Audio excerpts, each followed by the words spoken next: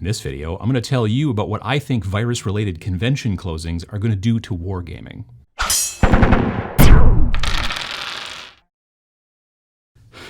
trimmed the beard a little bit today, which I was able to do, but I'm not cutting my own hair, and I can't really get into the hair place yet, so fez.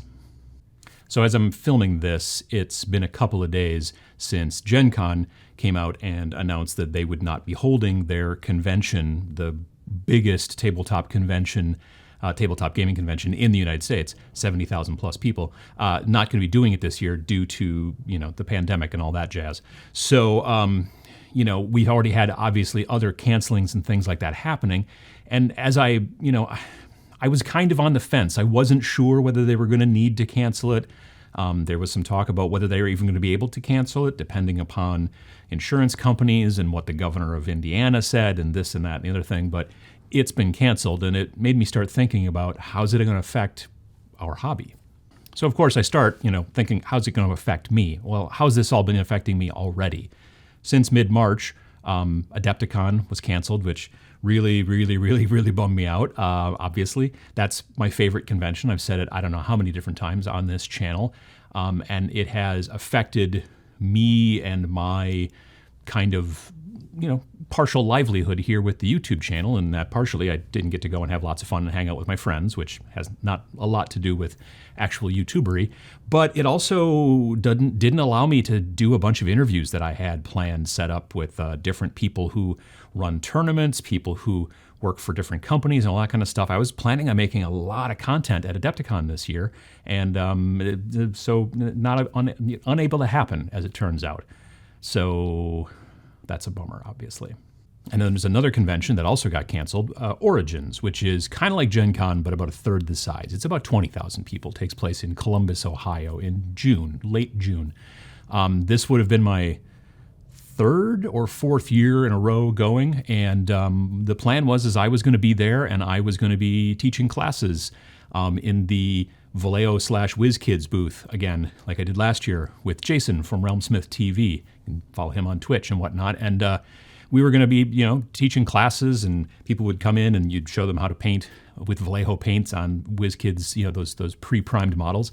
Had a lot of fun doing it last year, and they've now pushed Origins back. We'll see if it actually gets to occur. I hope it does, obviously. I mean, I hope that all of these things get to occur, all the new kind of plans and all the new ideas. But that's the next convention that got canceled that, again, I was planning on going to.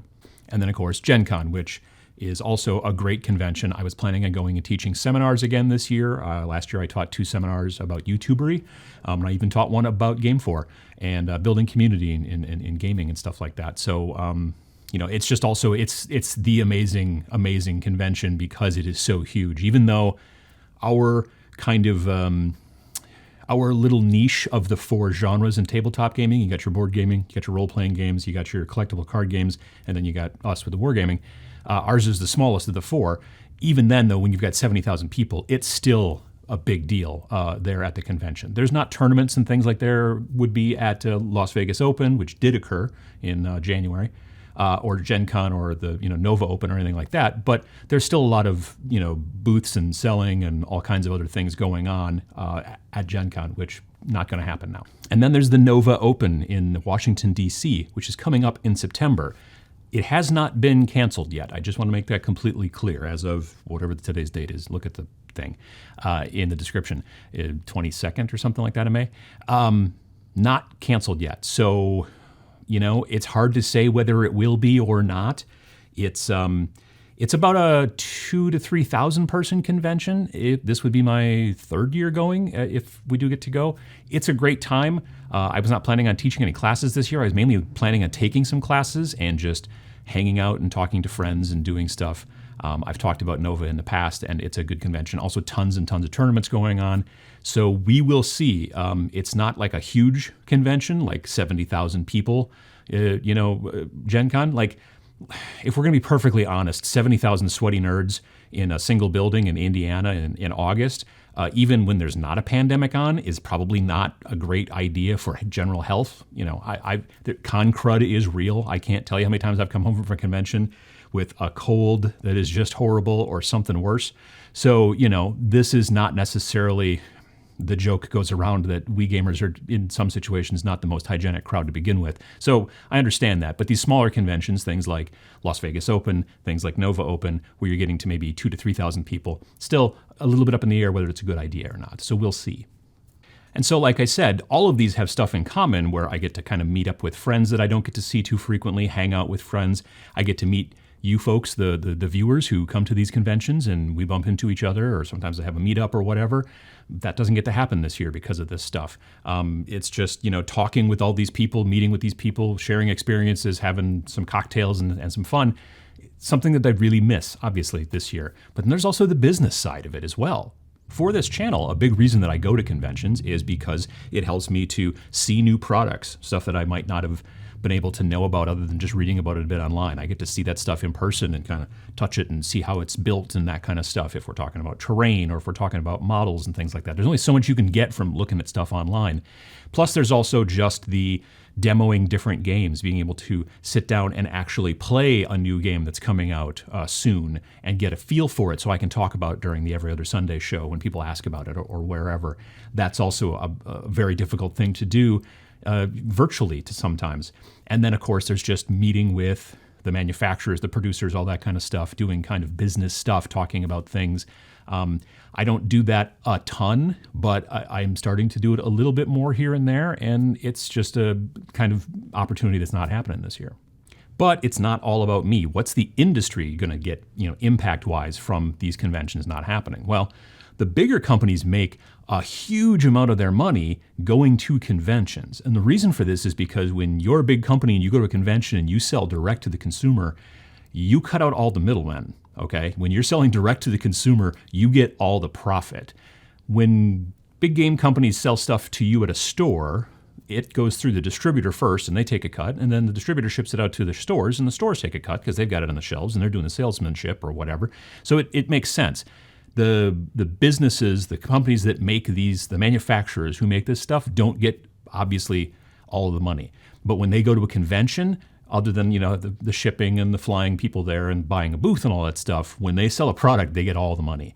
And so that's a big deal for some of the bigger companies out there. Companies like Games Workshop, companies like Weird, who makes Malifaux, companies like Battlefront, companies like Mantic. I see all these companies at big conventions, Adepticon, Gen Con, and it really does make a huge amount of difference to even these big companies, and that's not happening this year. Small companies don't frequently go through distribution. Sometimes they do, but it depends on how small of a company they are. If it becomes a real cottage industry, sort of a mom and pop thing, going to even smallish local conventions or not so small conventions like LVO or Nova can get you noticed. Not only are you selling stuff at full price, which you generally are because you're not going through distribution or stores, you're probably just selling online, it can still get you noticed by YouTube folks, other gamers, even sometimes distribution. If you can, if you can choke on the price of even a tiny booth at Gen Con and you can take that in, you might get seen by some store owners, you might get seen by distributors, like I said, who will then decide, maybe we take a chance on this because this is a really good product and it can get you out into a wider audience. So these are the things that the manufacturers are having to deal with because these conventions are also being shut down. It's not just a situation of like, well, at least we don't have to pay for airfare. We don't have to buy hotel rooms for our folks. We don't have to pay for the booth. All of this stuff is kind of compounded when a thing that is relatively unthinkable, that Gen Con wouldn't happen this year or that, Adepticon wouldn't happen this year, not only even is it a situation where maybe just one of the conventions doesn't happen this year, but it's looking like all of them. And then there's the other things that happen at these conventions. I'm not just talking about manufacturers and vendors and having a good time and drinking some cocktails. I'm talking about tournaments. Now, I'm not a competitive player, but I can tell you that the tournaments aren't happening this year, nowhere, because basically we can't get, nearby and have these groups of people. There's some stuff I think that's going online. I've been seeing some even battle reports happening in those virtual tabletop type situations. But in most parts, tournaments are not happening this year. And though competitive players are not the biggest segment, certainly by far, of the buyers in our industry, they do really have a lot of army churn. When a new book, specifically let's say in 40K, new book comes out, new codex, new whatever, and then all of a sudden a lot of people who play armies immediately shift to a new army, which means they're buying new armies, they're either paying to get them commission painted, or they're painting them themselves or whatever, because when you are at the top level in many situations of these types of tournaments, you are frequently kind of hopping from army to army to army. There are some folks who say, I'm going to just stick with this army and that's what I'm going to make work, and that's great. But it's a lot of army churn, and so you're seeing that not happening right now because there's no reason to, because there's no tournaments. So that's another thing that is being affected by these things, these conventions being closed down, these tournaments, all these different types of events. So will it get better? Well, probably. I mean, I'm not a scientist, so I don't know any of the science behind viral this and whatnot and test tubes and whatever. It's not my area. But eventually, it seems as if there will be a vaccine, or it will run its course, or who knows. But things will start to head back towards normal eventually. It may take longer than we think. It may take less time than we think. We don't know. That's kind of the problem. But when it is decided to be safe to go back to conventions again, the question is going to be, are people still just going to go to conventions? Not even a situation of just like, well, I haven't been to a convention in a year or two, so I'm just kind of out of them. I mean, people like me who love conventions are going to want to go back as soon as is safe. Absolutely. It's not like I'm going to be like, I haven't been in a while. I think that they're kind of dumb. I'm not going to go anymore. That's not the case at all.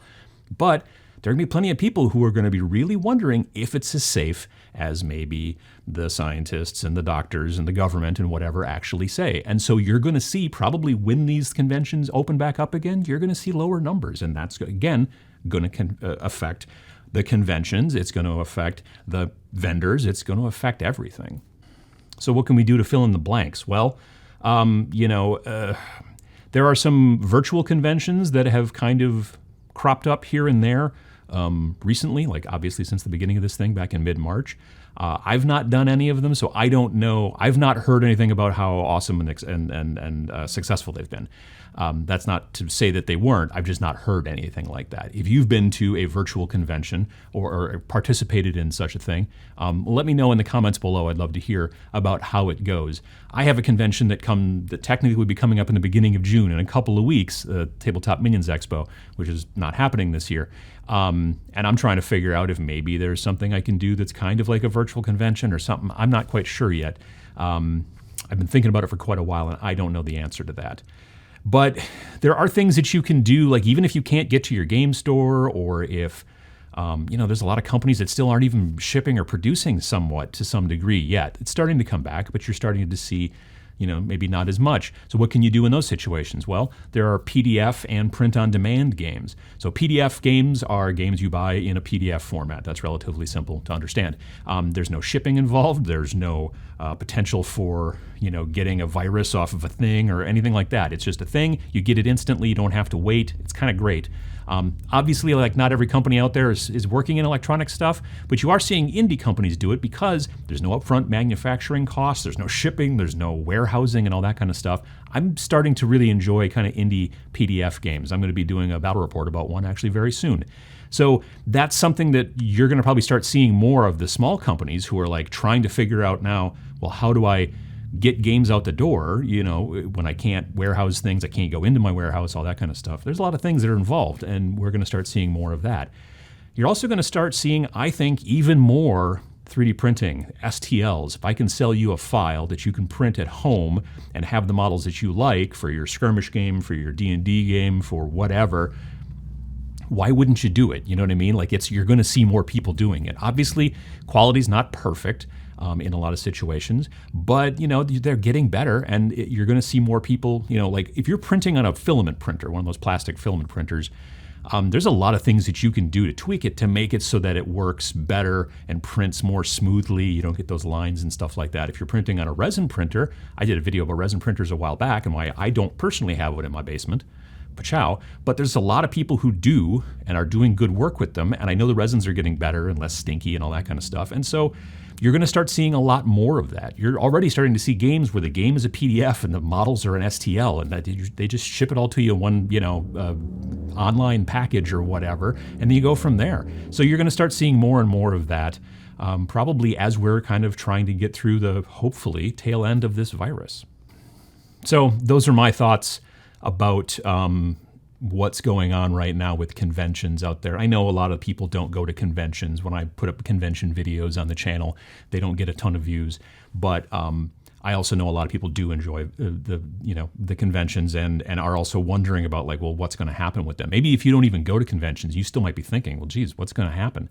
So I kind of wanted to give you my opinion about what I am seeing and who I'm talking to and where I think that things are going to go. And, it's just one of those situations. I just hope that it gets better. I think that right now, the thing that you can do is to just work on the backlog you've got so that if you do want to go back to conventions soon and play in some tournaments, you can bring fully painted stuff that looks great because you had plenty of time to spend on it. Or if you're thinking about a new game, start looking around for some of those more independent, like PDF or print on demand type things that you can buy and get instantly and start playing without having to go and put on a mask and go to your game shop and all that kind of stuff. There's a lot of things that we can still do as gamers. I think that it's a little bit easier for us as wargamers because there's so much of the hobby where you're sitting there by yourself painting. I think board gamers are having a harder time because they generally get together in a group, and there's not a lot of the hobby that goes into it. It's all about the play. RPGs can kind of do a little bit more online, a little bit more easily, but I don't know. And I think that card gamers are probably just going straight to computer games, like Magic the Gathering Arena and stuff like that. So we'll see what the fallout is after this all goes on. But evidently driving around real fast outside is evidently what's going on today. But once we figure out what's going on with conventions, I hope that things can get back to normal.